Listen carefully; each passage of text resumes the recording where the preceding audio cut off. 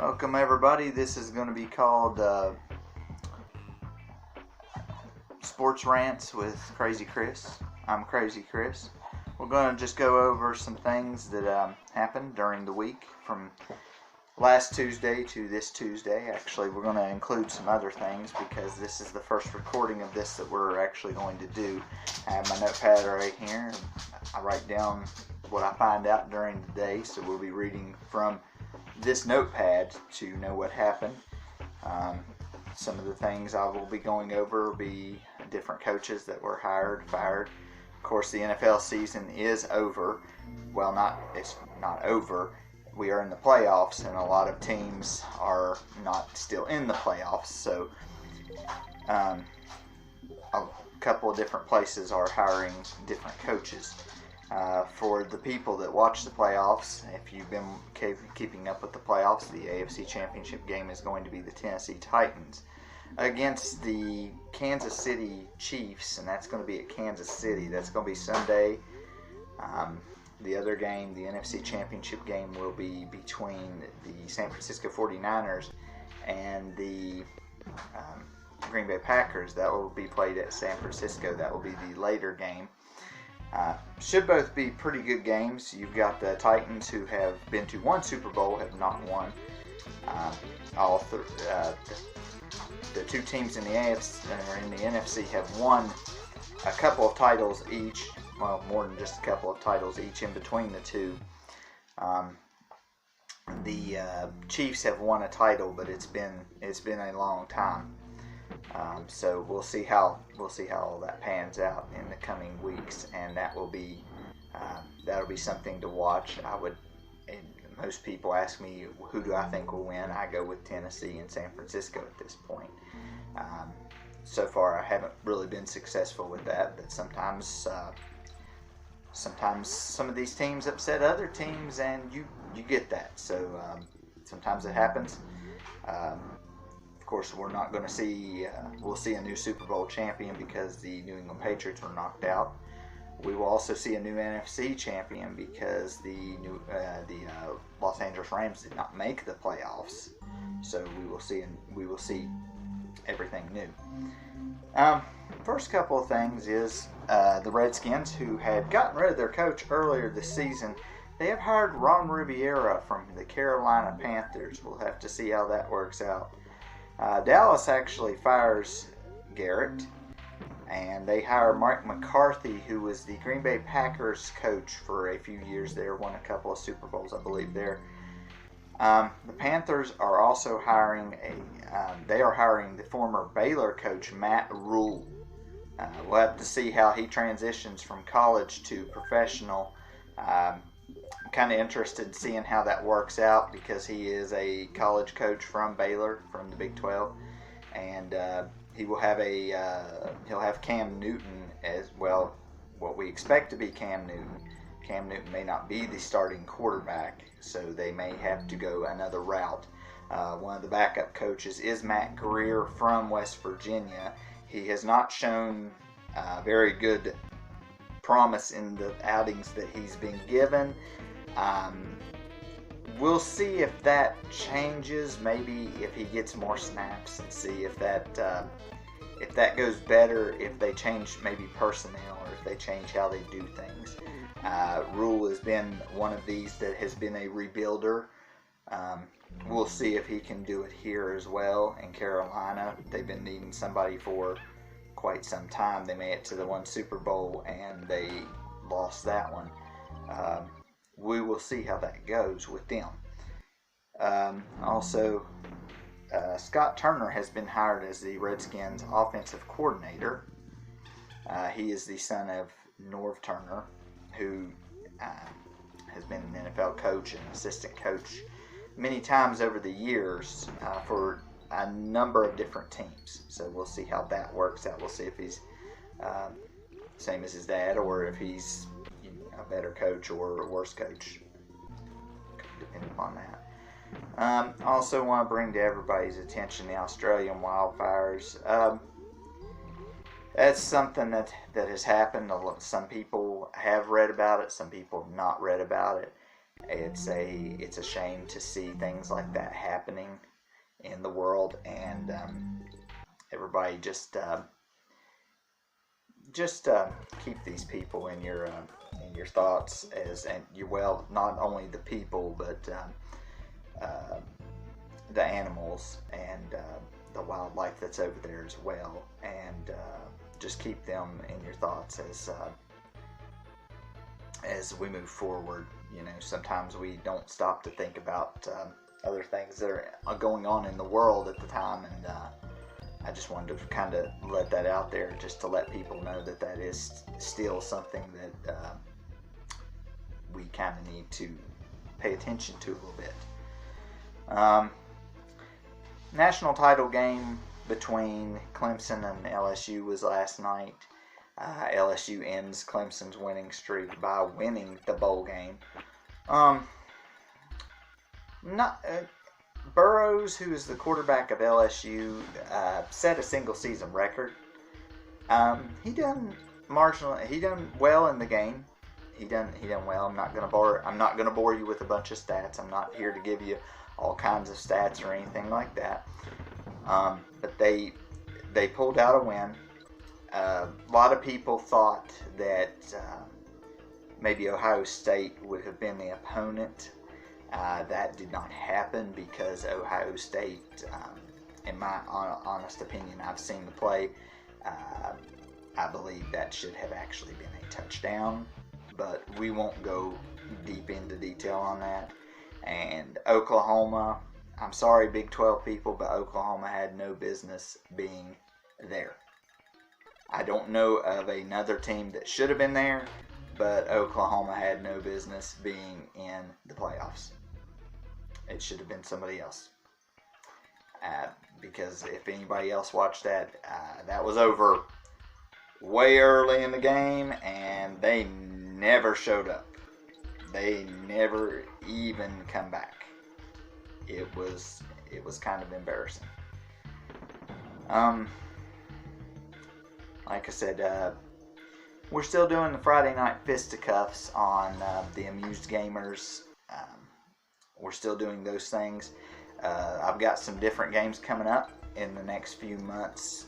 Some that'll be more of them will be well-known games. I'm thinking of doing some of the Teenage Mutant Ninja Turtle games that are the beat 'em ups, like number 2, maybe number 3, and number 4 Turtles in Time. Thinking of doing those.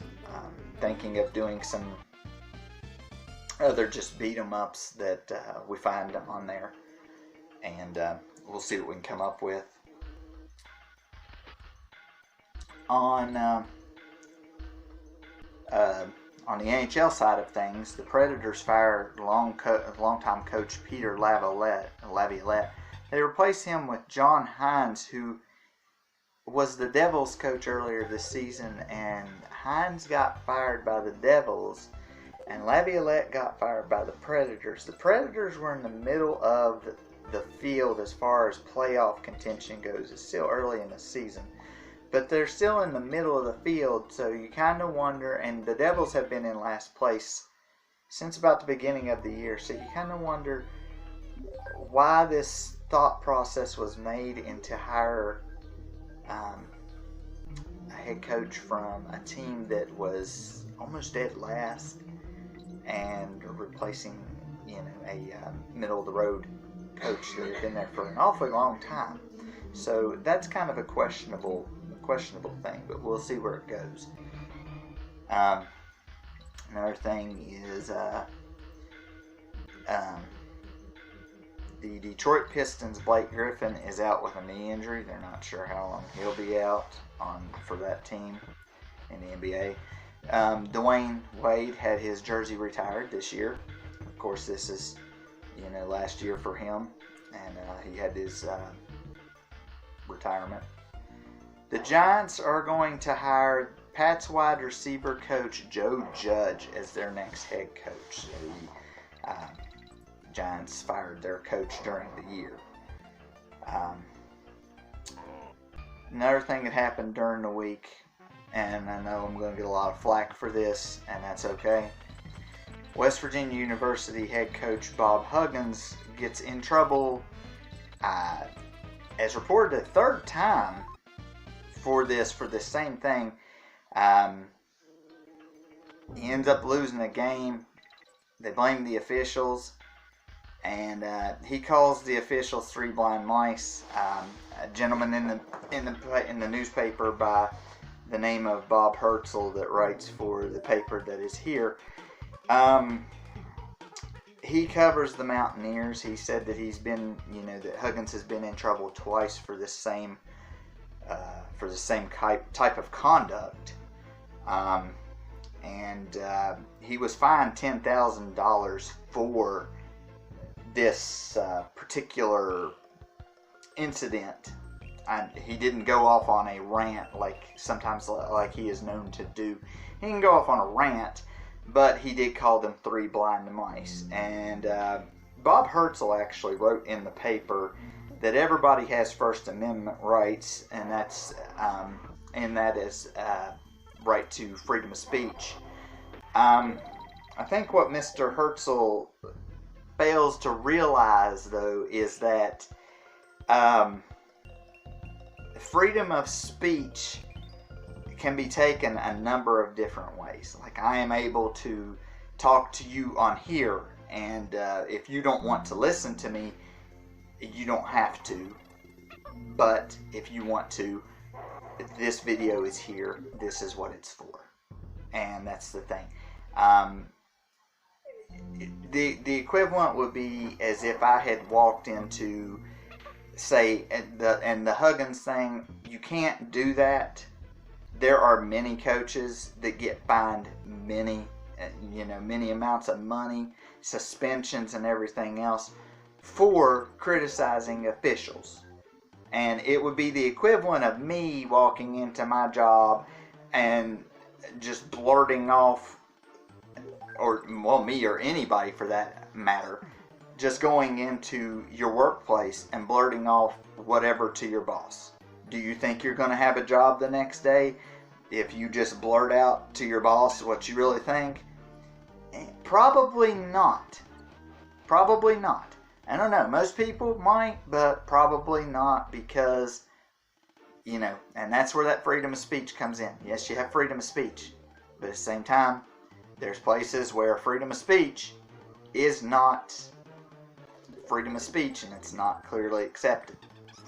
Another thing I saw on Facebook where a couple of clowns from West Virginia University decided to dress up as referees and have mouse nose and whiskers on. That's real classy. That's real classy. That's the way to greatly show your displeasure at certain referees. But here's what it kind of boils down to. WVU has been known to, when they get up into, even like in football and in basketball or anywhere else, they are known to blow it in big games. They are known to blow it, and it happens. They choke, and it happens, and it happens quite a lot. And every time you hear it, it's blame the referees, blame the referees. I look at stat sheets half of the time, and let me tell you something, when your team and the other team is getting called for penalties left and right, and it's about the same amount, you can't say that you lost by the referee. You just can't. You just have to. You have to end up playing better than what you did. And I know that better than anybody, because my issue is a lot of my teams are going through rebuilding seasons. Most of them have been going through rebuilding seasons for a long time, and some of them are really, really bad. And I'm not one of these bandwagon fans. I stay beside my teams. Even, I don't think, besides the Pittsburgh Penguins, I don't think any of my teams have won a championship since the early 90s. and some of them have been really bad since then. And I still stick with them. So, like I said, I'm not gonna say, don't stick with your team. Don't be a bandwagon fan, but don't, stick with your team, but don't lose your, I guess the word would be, it would be integrity over things that are things that could be better. Team could play better. My team that I like is Florida State in football.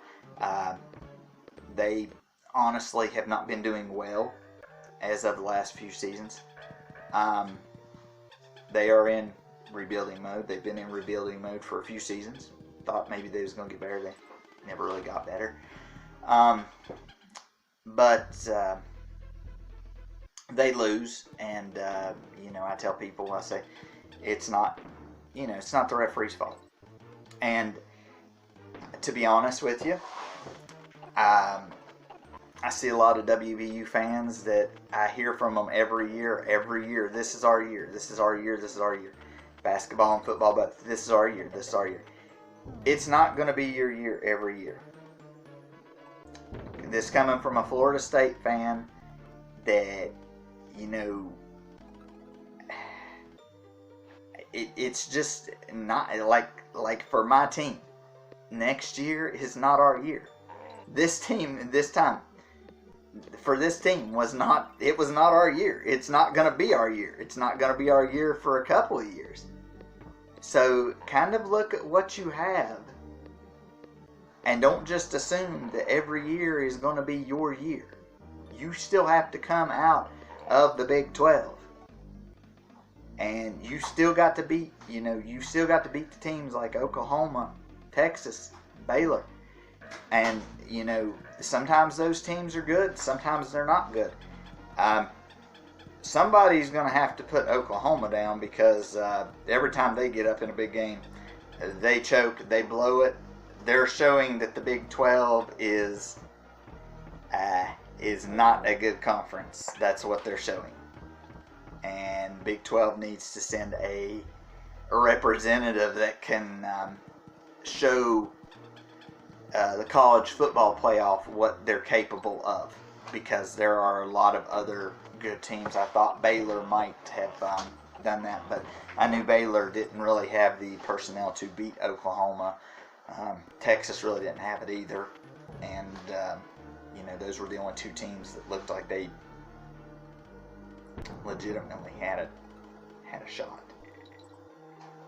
But coming off of that, Mike Leach has left Washington State to coach at Mississippi State. Leach got in trouble a few years back. I don't remember 100% what for. I would have to look back at that and see what that was.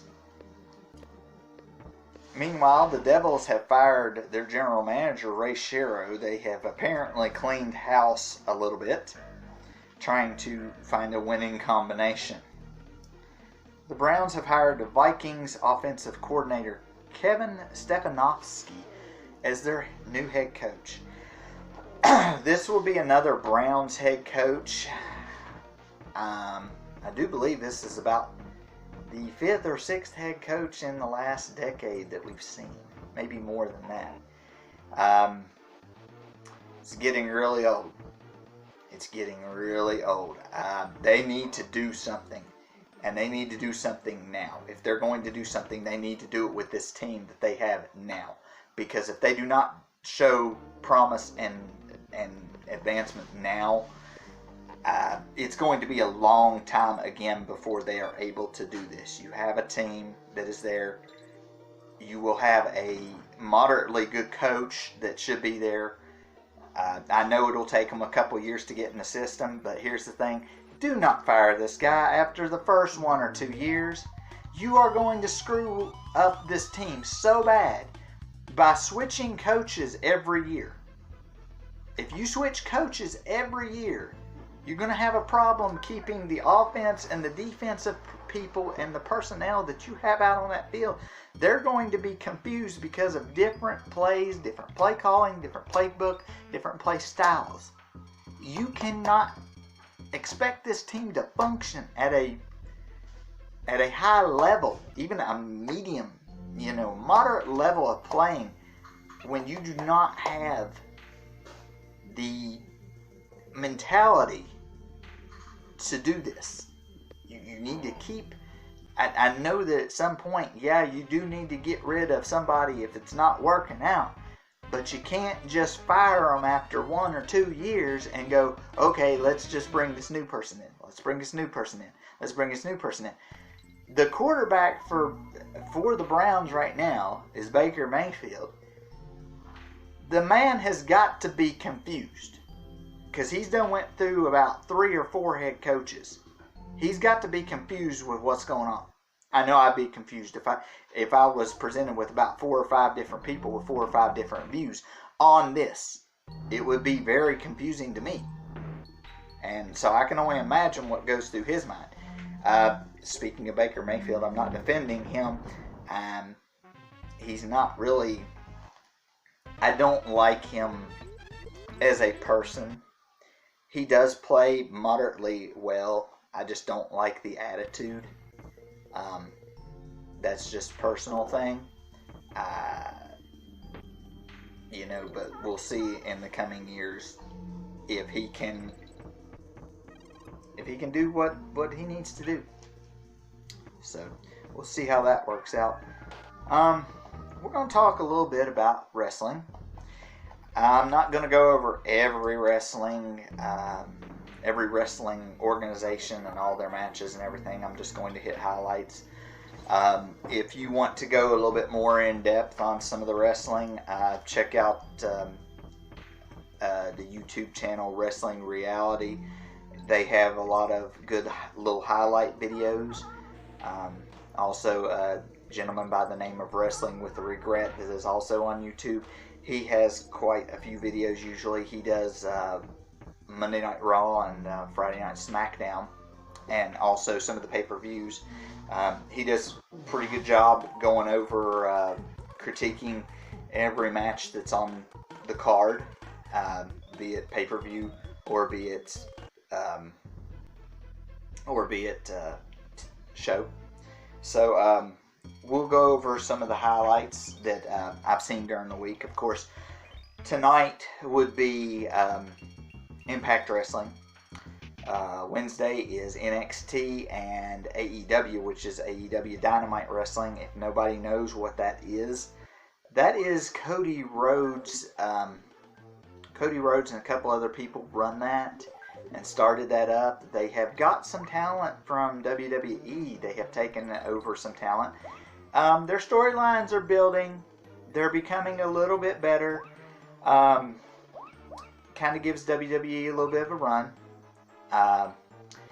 Friday night is Friday Night SmackDown from WWE, and Monday night is Monday Night Raw. Of course, the Royal Rumble coming up. That's one of my favorite events. We'll cover that when it gets here. We'll cover the highlights and things. All I'm going to cover on here is mostly like big returns of people, or if titles change hands, which doesn't necessarily happen too often, or if I think that something is worthy of bringing it to the attention of the general public. NXT was Wednesday night. The Dusty Rhodes Classic, which is a tag team tournament that lasts for a couple of weeks. I think it's like 3 rounds. That kicked off, and one of the matches was the Undisputed Era defeated Gallus. I don't really care for the Undisputed Era, but they did beat Gallus. I'm not really sure who Gallus is. This is about the first time I've heard of this team, this tag team. Undisputed Era kind of just ran them over. So there is that.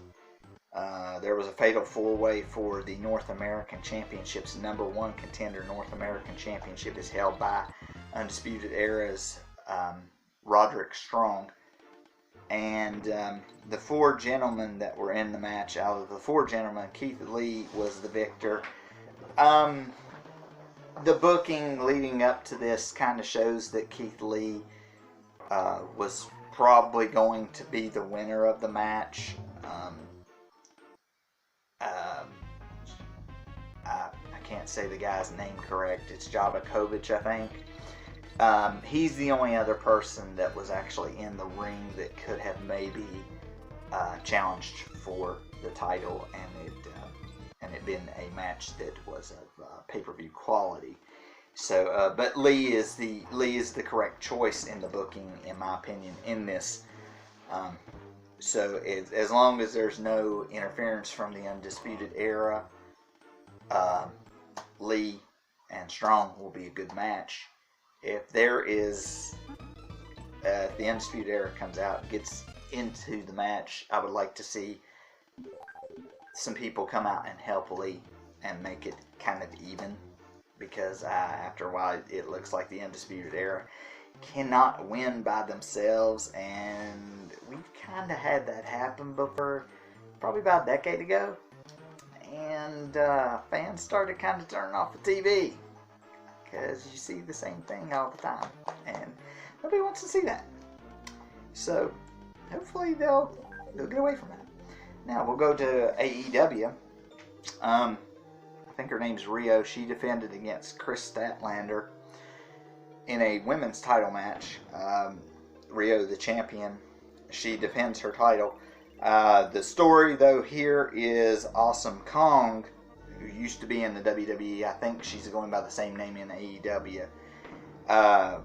She had pulled, Statlander goes for I believe a suplex near the ropes, and she has Rio up, and Awesome Kong pulls her leg out from underneath the ropes.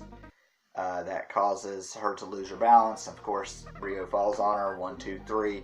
The win. You know, Awesome Kong, an imposing figure in the women's division, and she is with Brandy Rhodes, who pretty much runs the women's division. They're at AEW, so that's a little bit of a different. That's a little bit of something to watch for the next couple weeks. Diamond Dallas Page showed up.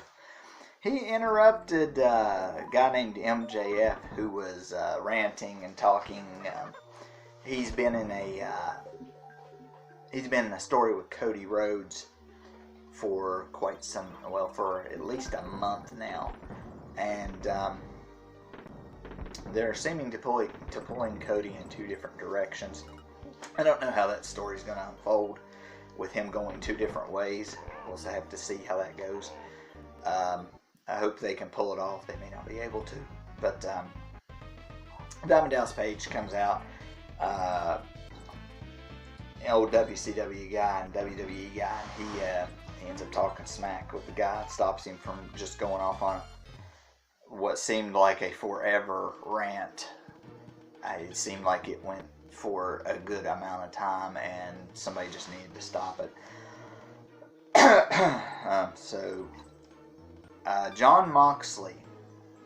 Jon Moxley is better known as Dean Ambrose from the WWE. He has been in AEW for about a month or 2 now. Chris Jericho, who was also in WWE for a long time, is the champion, the world champion. He tried to get Jon Moxley to join his faction of the Inner Circle, which is made up of LAX from Impact Wrestling. It is also made up of the gentleman that used to be Jack Swagger from WWE. He is now under the name John Hader. Sammy Guevara is another one, and of course, as he calls himself, Le Champion, Chris Jericho. We see Jericho, the week before, we see Jericho offer Moxley a really nice car and a lot of different things like steaks and, in the circle and things. And for the most part, I thought Moxley was actually going to join. This is the first time a story has got me thinking that somebody is going to join a faction. And then they kind of swerved on me, so I wasn't, I thought for a little bit there that Moxley was going to join them. And he acts like he's going to join them for quite a few minutes. And then everybody leaves except for him and Jericho. And then he's talking to Jericho, and he says, well, he wants the power, and he wants what's there. And he points at Jericho's belt, and he proceeds to smash a champagne bottle over Jericho's head, or as Jericho likes to call it, the bubbly. A little bit of the bubbly. That's what he calls it. So he got that smashed over his head. So that's where that ended up. They are apparently going to face each other at the pay-per-view, which should be a good matchup. On SmackDown, John Morrison has returned. He's Johnny Impact while he's in Impact Wrestling, and I'd rather see him back here in WWE as John Morrison. I know his wife works for Impact Wrestling under Taya Valkyrie. But I think he does better in WWE. I think they'll realign him with The Miz. They were a really good tag team for a long time. A heel tag team, but a good tag team nonetheless. So I think that's where they'll go with that route. Which they'll use him a little bit more now, I think, than Impact Wrestling was using him. Let's see. Strowman defeated Shinsuke Nakamura.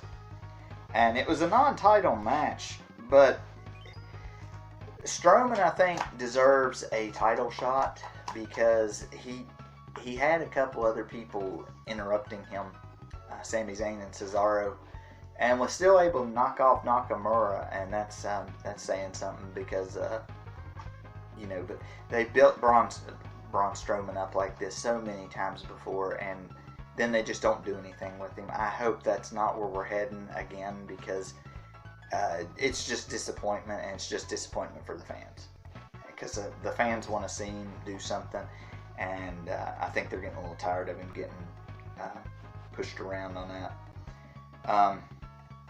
Also, the Usos return to action. The Usos have been out for quite some time. Come back to help Roman Reigns in his feud with Baron Corbin and Dolph Ziggler. And they come back, and of course, as all this breaks down on the outside of the ring, Bobby Roode comes out to help Corbin and Ziggler. So now Bobby Roode comes back. For those of you who may not know, Bobby Roode actually came from Impact Wrestling. He was there since the beginning of Impact Wrestling, and now he is over, and he has been at WWE for the past probably about 4 or 5 years. He's been over there for quite a while. On last night's Raw, Mojo Rawley won the 24/7 title. There was really nothing else worth going over. Promos, matches, and things like that. But there's really nothing else to cover. They're just building up to the Royal Rumble. People throwing their hat in the ring on going to the Royal Rumble and being there. So that's kind of what they did there. Back to sports side of it, Red Sox manager Alex Cora has been fired. Along with the Astros, they fired their general manager Jeff Luhnow and their manager AJ Hinch. All three of these men were fired for stealing signs, for stealing the base running, like the pitching signs of other teams. And whether you done it or not, people found out that you was doing something. It happens. And these organizations, they get fined for this stuff. I think they get fined about $50,000 each, and they let go of the coaches, and other people.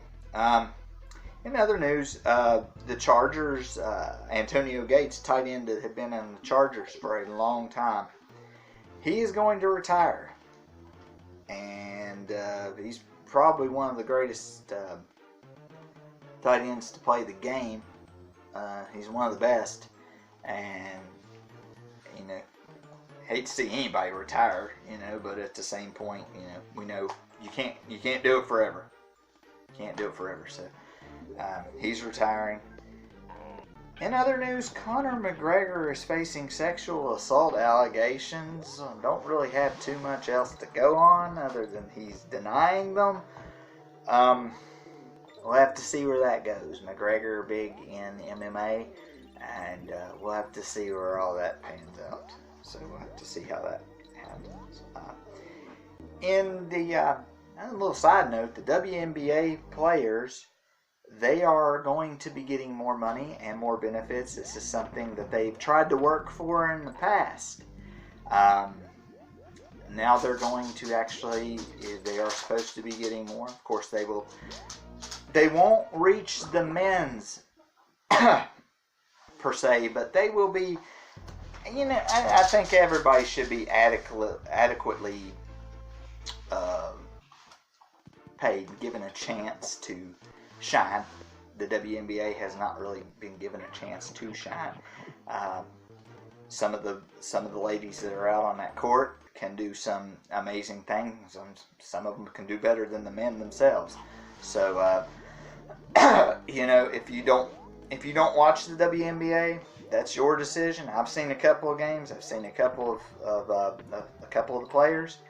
A couple of them are pretty good players, and they're pretty interesting to watch because some of them are more interesting than some of the male players. So if you get a chance to check that out, you might want to check that out. Another thing is, I know NHL's All-Star Weekend's coming up. They're going to have a 3-on-3. I don't know if they're calling it a scrimmage or an exhibition.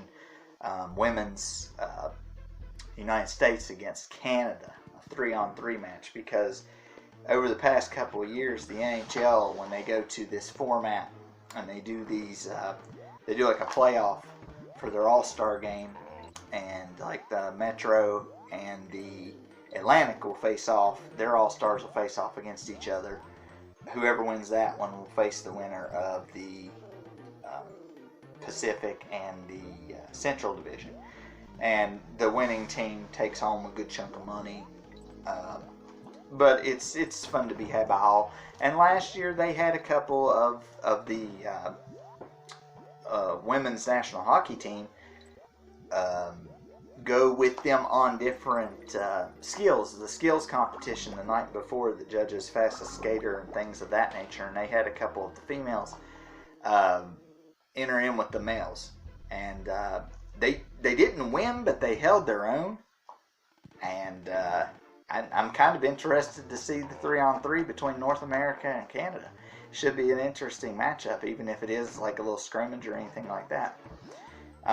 What I'm kind of debating on, though, is the Metro Division captain is Alexander Ovechkin from the Washington Capitals. He was the captain last year, and he did not show up for the game. He gets a 1-game suspension. He's the captain again this year, and he's not going to show up for the game, and he's going to get a one-year suspension, or a 1-year suspension, a 1-game suspension. I think they need to change this rule and make it a little bit more severe, because the thing is, he hasn't shown up. Every other captain shows up. These people, the fans vote you in to see you play in an All-Star game. You need to be in the All-Star game. It's not like, I don't see very many injuries happening in an All-Star game, and Ovechkin says, same thing he said last year, I'm resting for the playoffs. Well, last year when you rested for the playoffs, you didn't even make it out of the first round. So, and if you're going to do the same thing again, it ain't worth it. It ain't worth it. You might as well play in the All-Star game and get it done. Because, like the other three divisions, their captains will be there. And these are teams that are trying to keep playoff streaks going and playoff hopes going, and they're still going to be at the All-Star game. So that's my thing with Ovechkin. You should show up. If the fans vote you in, you should show up. And if you don't show up because you're wanting to rest or do this or do that, they need to suspend you for a couple more games so that you can rest a lot more. So you can get a lot of rest off of that. I just think the penalty needs to be a little bit more severe because these are the fans that are voting people in. Same thing goes with the NBA too. I think Anthony Davis declined to go to the slam dunk competition. The fans, I'm sure, voted him in. You need to show up. You need to show up. That's all I'm going to say on that. You need to show up. He said he doesn't show up because he does it during the games. So I guess he thinks he's too good for the slam dunk competition. I'm not sure what he thinks of himself. I guess he thinks highly of himself. We're going to talk about some of the standings in basketball and hockey right at the moment. Tell you what we kind of see going on here. All right. In the NHL, we'll start off with the Atlantic. Boston, of course, has the lead. Tampa Bay and Toronto, the next two teams. Not really surprised to see these three teams at the top. Tampa Bay had a fantastic run last year and bombed in the playoff. Boston's usually up there, and so is Toronto. They usually have a great series in the playoffs when they make it. Detroit is at the bottom. They are still rebuilding. So it's not really surprising to see them down there. Now in the Metro, Washington, Pittsburgh, and the New York Islanders are the top three. Washington's expected to be the top team in the Metro. Pittsburgh has been without Crosby. They were without Malkin early in the season. Now they're without Crosby, and they've still got injuries mounting, and somehow they are still second place in the Metro. They are still holding their own.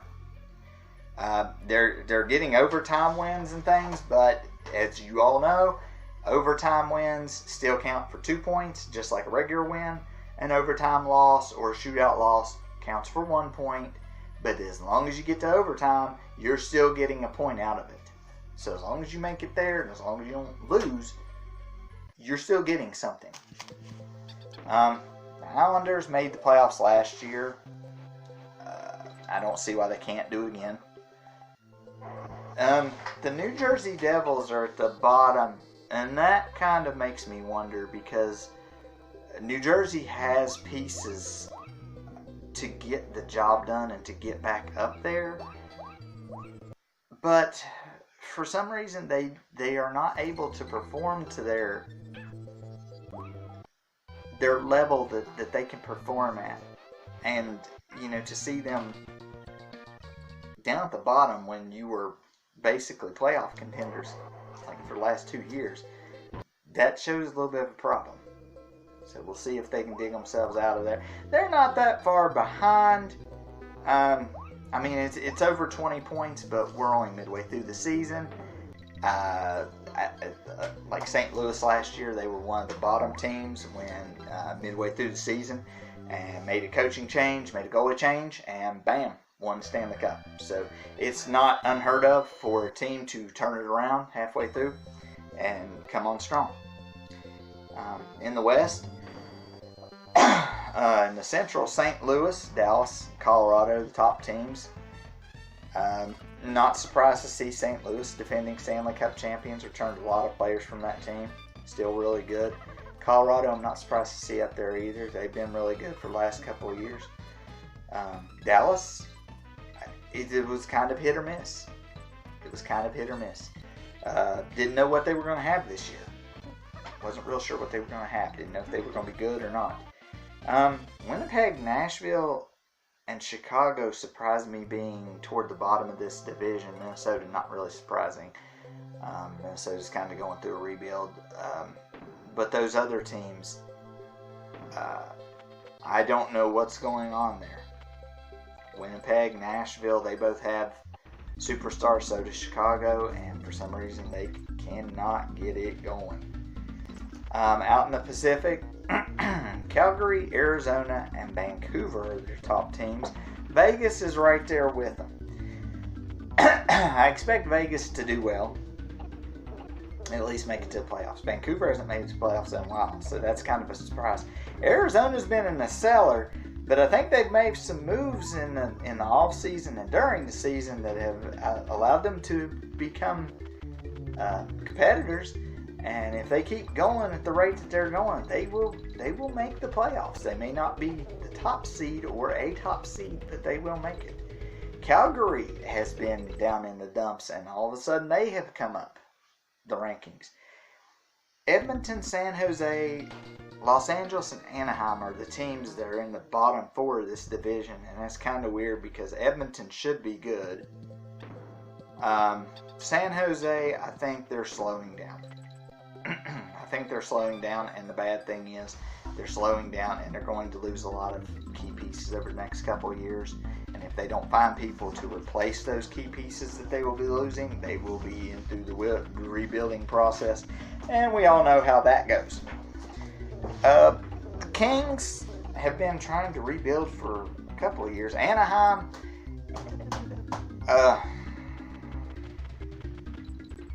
Anaheim's definitely rebuilding.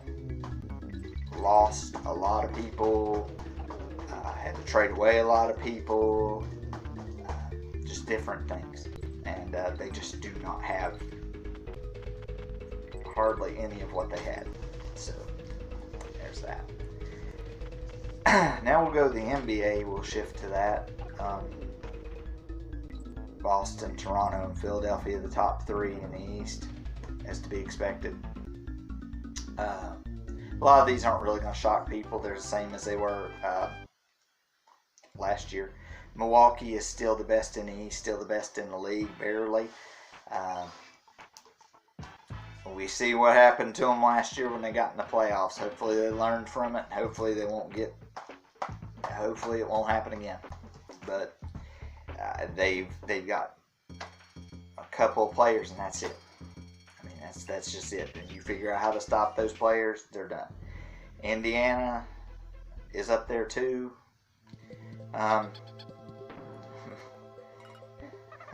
Miami leads a division where everybody's under 500 except for Miami. I counted up the teams earlier. Out of the whole 30 teams that are in the NBA, there's only 13 that are playing 500 or above basketball right now. There's only 13. That's not even half the league. In the West, Denver and Utah and Oklahoma City are kind of fighting it out up top of their respective division there. All doing somewhat well. Houston, Dallas is trying to catch up with Houston. They're the only two teams in that division that are any good. Houston has James Harden, and I think they still have Chris Paul. So they've got pieces, but I don't think they have enough. I saved that one division for last because I really want to kind of go on that. Golden State is dead last, and it's almost is the worst team in the league. It's amazing how you can lose certain players due to injury, due to free agency and things like that, and be awful. Just be garbage. They need to do something. The Clippers and the Lakers are who I want to talk about. The Clippers are Blake Griffin is going to be out. Not sure how long. This is a team that should be good. Oh, wait, Griffin's not playing for them anymore. He's playing for Detroit. Never mind that then.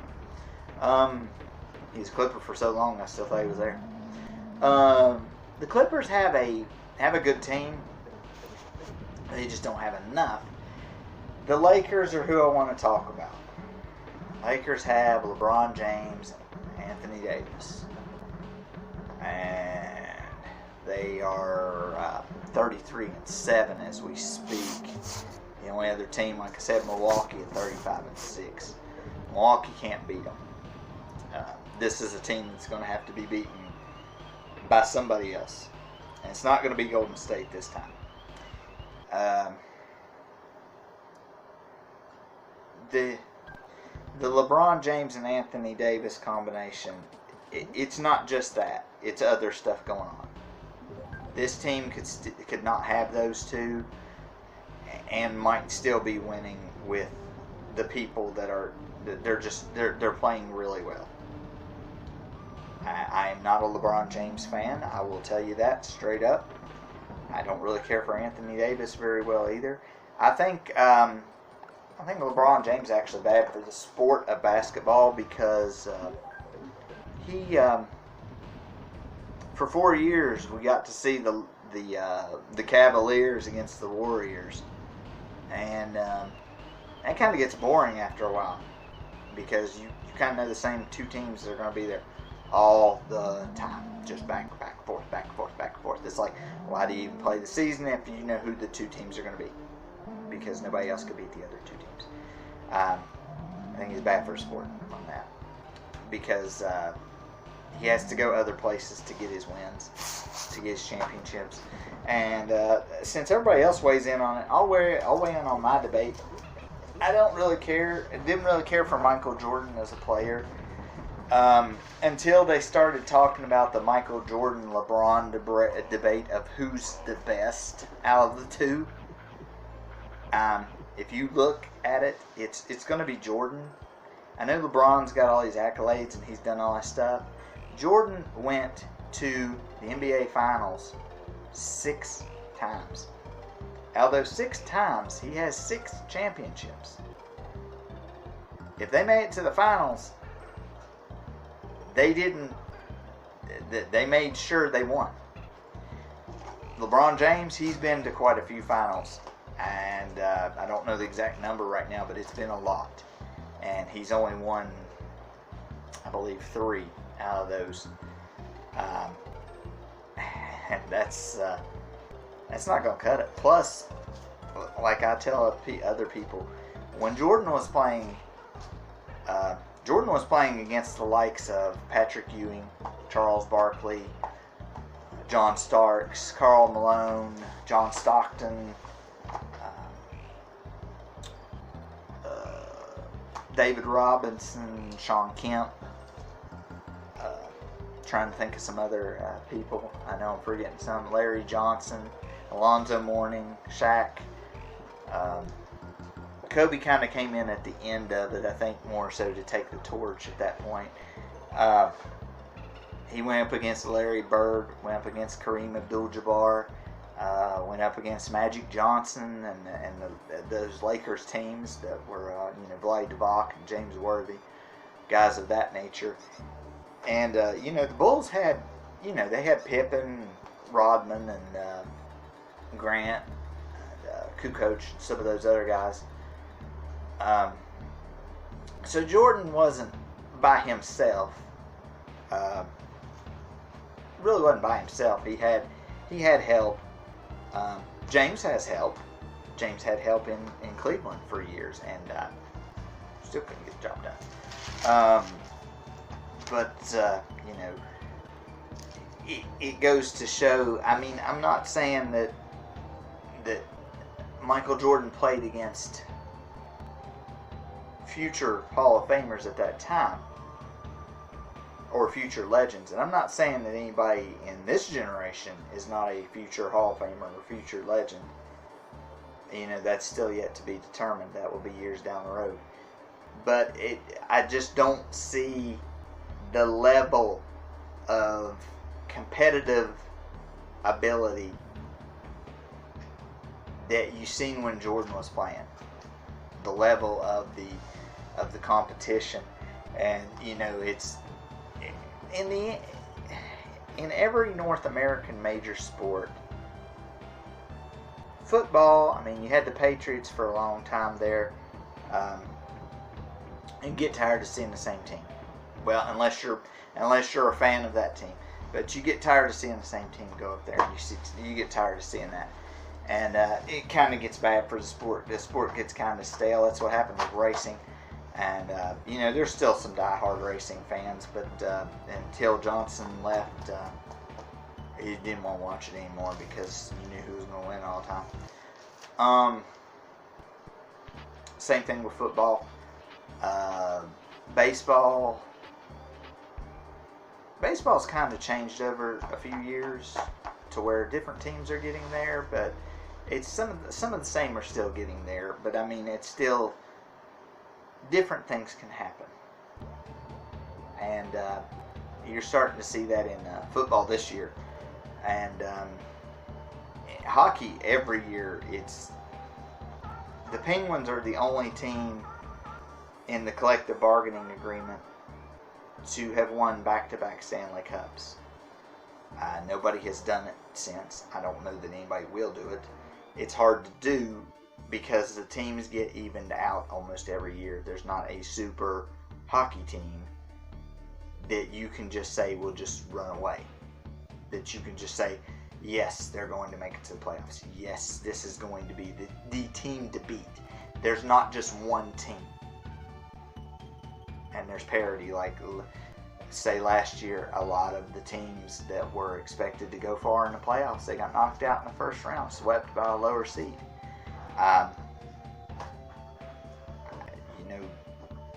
It's not always the best team that wins in football, as we've seen last couple of weeks, and that's kind of why I wanted to talk about.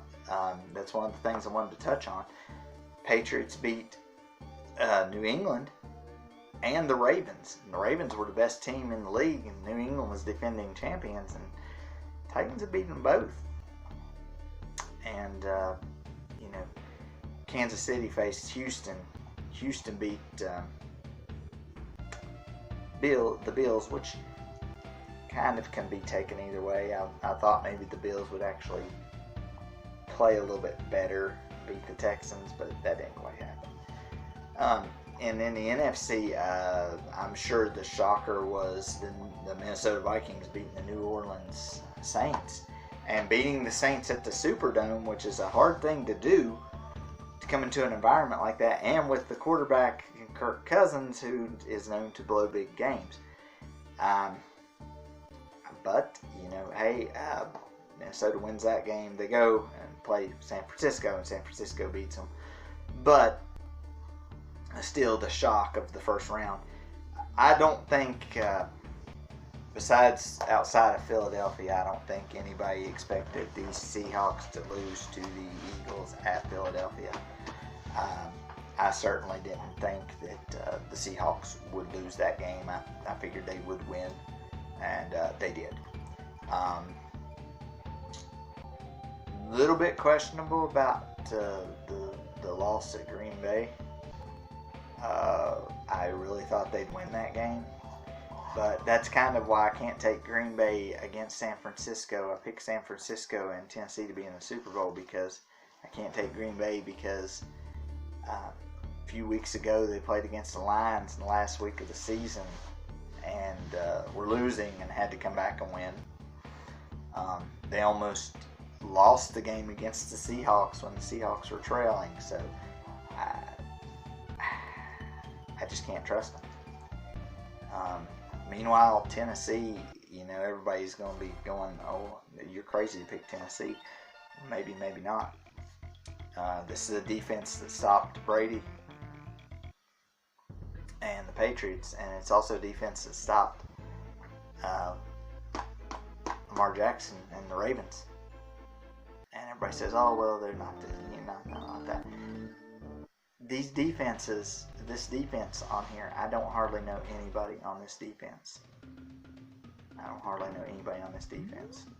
And they're stopping people. And another reason is because I know the Chiefs put up 51 points on Houston, but Houston scored 31 on Kansas City. And I just worry about the Kansas City defense. Kansas City defense, I don't know. I don't trust them to be able to stop Derrick Henry and some of the other Titans players. So, we'll have to see what it is. But I think we pretty much covered everything. Just kind of wanted to talk about the channel in general.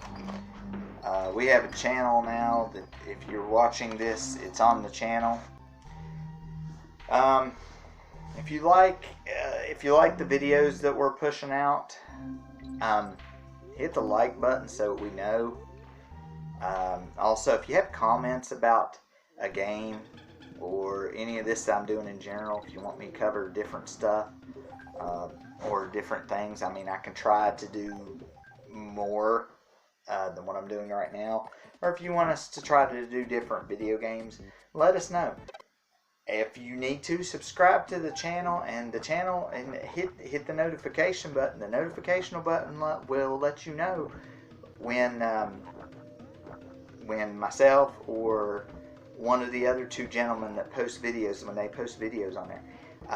If you are a member of our Facebook page, or if you are a subscriber and you know how to stream, or you want to stream something on a video game, we would love to let you do that. I mean, we will let you do that. You can get us the video somehow, and we can put it on YouTube, as long as we won't get a copyright infringement on it or copyright strike on it. We can do that. Like I said, if you want to see a certain game being played, let me know what the game is. If I do not have the game, I will find something that is similar to it to try to stream for you, and I will try to stream even if it's not a game that I'm particularly good at. I will still try anyway. I will try the best I can, because I've played some of them and they're absolute garbage, and they're hard to play. I do a lot of the retro streaming. We have another gentleman, his name is Diabolic Moss, that's what he goes by. His name is, gentleman's name is Roger. He streams some of these simulators. He's one to watch that we have on our Facebook page. Another one is goes by Jim44 Jim, and that's my cousin Jim. He streams a lot of different newer generation games. I stream newer generation and retro, so I do the retro streams as well. We have a lot of videos on YouTube right now that are a lot of retro streams. We all just stream for fun and for help.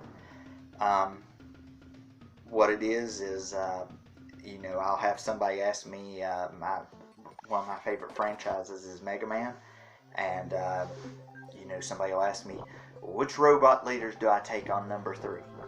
And the best thing I can tell them is, you take which one you think that you can beat first, and then you go from there. Because I might make a video and I might beat one person, they might beat somebody else, and then go another route. I'm not saying that the way I do it is the exact right way to do it or the only way to do it. That's just the way I feel comfortable doing it. If there is something on a stream that you see that you don't understand how I do it, or why I done this or that, drop me a comment and let me know. Because I would rather you know how to do it than to stand there and get frustrated for 15-20 minutes trying to watch a video, because I've done the same thing with a couple other videos, and it gets very, very frustrating, and you can't do something and you can't see why somebody else can do it and you can't, when it's a simple button press. So that's something that that we try to we're going to try to help people with things of that nature. But like I said, if you see us on Facebook, like us, if you want to be invited, or if you know somebody that likes sports, video games, anything of the sort, let us know. Invite them in. If you're a member already, invite them in. If you're not a member, we're under the Amused Gamers. I'm on there. Jim's on there. Roger's on there. You can find any of us, but it's under the Amused Gamers. And for those who aren't already in the group, For those who are already in the group, again, if you want to stream something, if you want to put something on there, all I ask is not to use foul or obscene language, and let's not get into big like arguments or like political arguments or anything like that. I know people like to share their thoughts and ideas. That's fine. We just don't want it to get to a heated area of, we try to dodge around politics because we really don't want to get into that area either, because that's a big area that a lot of people have opinions, and a lot of people rub each other the wrong way, and we don't want to do that. We have this Facebook page and this YouTube channel for us to have fun. Again, this is me signing off. I'm going to try to do this every Tuesday, but this is going to be me signing off for this Tuesday.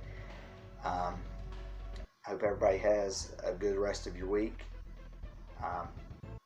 You can find us on YouTube under The Amused Gamers, and then you put Space Gamers. It's on there. If you can't get us by that, or if you need any more help, you can find us on Facebook under The Amused Gamers, and you can find us under that. Ask me or any of the other gentlemen for the link, or anybody that's in the group for the link, and we'll get you set up on that. And but like I said, like our videos so that we know what's going on. If you want to, you can subscribe to the channel. We're not charging anybody anything for subscribing to the channel or anything of that nature. We're just trying to get a channel and Facebook page going to help other gamers, and to just give people something to,